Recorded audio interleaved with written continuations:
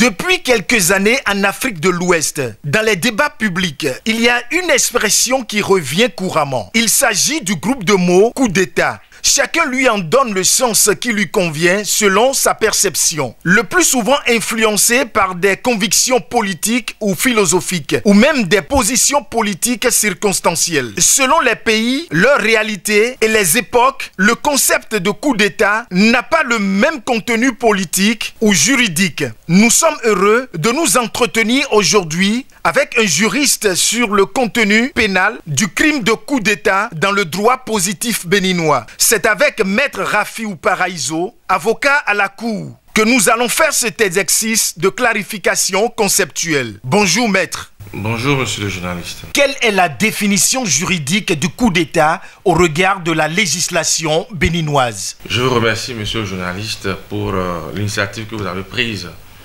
pour cette interview qui, ma foi, a pour but d'éclairer l'opinion, surtout que cela porte sur un sujet d'actualité.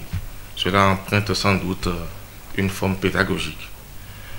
C'est toute action de force contre les pouvoirs publics et visant à renverser un régime établi que l'opinion, dans son langage courant, appelle généralement coup d'État. Sinon, dans le langage pénal, l'expression coup d'État n'existe pas. Lorsque nous revenons au Bénin et que nous questionnons les anciennes législations héritées de la colonisation, de même que le code en vigueur depuis le 28 décembre 2018 au Bénin, cette expression pour désigner toute action de force n'est pas employée dans le dit code. Par contre, dans ce code, l'expression qui s'apparente à ce qu'on appelle coup d'État se trouve attentat contre l'autorité de l'État ou complot contre l'autorité de l'État. Et le siège de ces infractions, puisque ces deux mots désignent des infractions reconnues par le code, leur siège se trouve les articles 193 et 194 de ce même code. Lorsque nous visitons l'article 193, je vous en donne lecture. L'article 193 parle de l'attentat dont le but a été soit de détruire ou de changer le régime constitutionnel. Ce qui renvoie, n'est-ce pas, à la même action de force que nous venons d'appeler tout à l'heure le coup d'État. La question que vous posez, celle qui m'est adressée, c'est de donner la définition de coup d'État au regard de la législation béninoise. Autrement dit, ce que le législateur béninois a reconnu comme coup d'État, mais qui s'appelle attentat contre l'autorité de l'État, complot contre l'autorité de l'État, quelle en est la portée juridique et quel est le traitement que la législation béninoise en matière pénale y a réservé. Je disais que l'article 193 du Code pénal béninois parle d'attentats dont le but est soit de détruire ou de changer le régime constitutionnel. Plus loin, dans le même code, l'article 194 parlera d'une infraction qualifiée complot contre l'autorité de l'État, comme étant la résolution, qui est définie comme la résolution entre plusieurs personnes de commettre un attentat lorsque cette résolution est concrétisée par un ou plusieurs personnes ou concrétisée par un ou plusieurs actes matériels. Je reprends. Le complot contre l'autorité de l'État comme étant la résolution arrêtée entre plusieurs personnes de commettre un attentat lorsque cette résolution est concrétisée par un ou plusieurs actes matériels.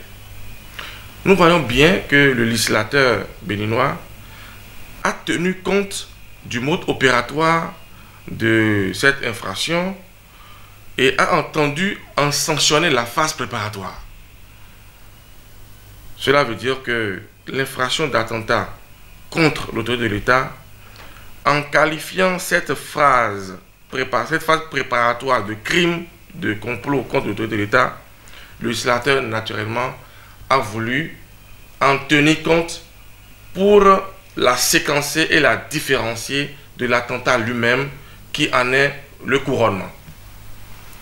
Donc, pour que nous puissions nous retrouver dans une posture de complot, dans une infraction de complot, il faut trois éléments. D'abord, au regard de l'article 194, il faut déjà que les personnes aient l'intention de commettre l'attentat contre l'autorité de l'État. Premier élément. Il faudrait que cette personne ait pris une décision concertée. Donc, 2 ou plusieurs personnes se mettent déjà ensemble pour prendre une décision, pour se concerter à commettre l'attentat contre l'autorité de l'État. Et le troisième élément qui est fondamental, qu'ils aient posé des actes matériels. Les actes matériels peuvent s'analyser en la réunion de plusieurs éléments. Je peux parler des moyens, la réunion des moyens humains, des moyens financiers, technologiques, stratégiques, en vue de commettre cette infraction. Et nous parlons très bien de l'attentat contre l'autorité de l'État. Alors, lorsque nous nous retrouvons dans cette phase, l'infraction est constituée.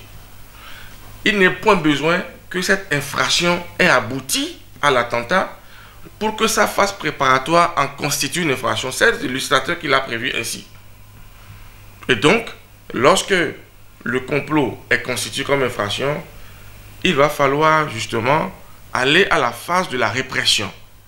Lorsque le complot est constitué, de quelle manière la répression est organisée par le même code? C'est ce que je voulais vous expliquer.